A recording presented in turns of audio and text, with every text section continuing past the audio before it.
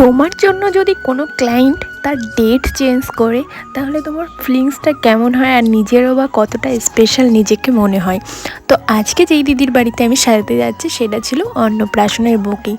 এই দিদিটা আমার জন্য একদিন ডেট তার পিছিয়ে দিয়েছিল। ফার্স্টে যখন দিদিটা আমাকে ফোন করেছিল তার ডেট কিন্তু ঠিক হয়ে গেছিলো। আমি বলেছিলাম দিদি ওদিন তো হবে না, হয়তো সকালে হতে পারে কিন্তু বিকালটাই হবে না।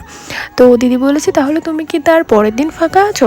তাহলে আমি চেষ্টা করে দেখবো আমি ওদিন করতে পারি কি না। আমি বললাম হ্যাঁ আমি ওদিন ফাঁকা আছি, বা তোমার তো অসুবিধা হবে না তো? বললো না না আমি কথা বলে তোমাকে জানাচ্ছি। তার কিছুক্ষণ পরেই দিদি ফোন করে আমাকে বললো যে বোন আমি ওই ডেটটাই করছি, তুমি কিন্তু ওদিন আর কোথাও বুকিং নেবে না, ওই দিন কিন্তু তোমার আমার কাছেই আসতে হবে সাজাতে।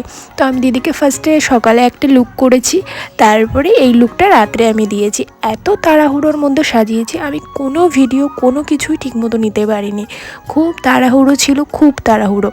আর দিদিভাইও আমাকে বলছিল যে এত তাড়াহুড়োয় সাজিয়েছো কি বলবো, তাও লুকটা খুব সুন্দর হয়েছে। সেই দিনকে আমি করেছিলাম 3টে পার্টি মেকআপ, না 4টে পার্টি মেকআপ। তো আমি কোনো ভিডিও নিতে পারিনি, কিচ্ছু করতে পারিনি। লাস্টে আমি কিছু ফটো অ্যাড করে দিচ্ছি যে দিদিভাইয়ের লুকগুলো আমি কেমন করেছিলাম।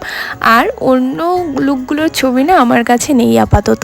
তো একটা লুক দেখো, দেখে আমাকে কমেন্ট করে অবশ্যই কিন্তু তোমরা জানিও যে কোন লুকটা তোমাদের বেশি পছন্দ হয়েছে।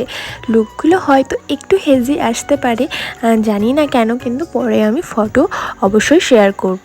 তো দিদি সকালে চেয়েছিল একটু সিম্পলের মধ্যে লুক, আর দিদি পরে একাই শাড়িটা চেঞ্জ করে নিয়েছিল, যেহেতু আরেকটা কোনো রিচুয়ালস ছিল।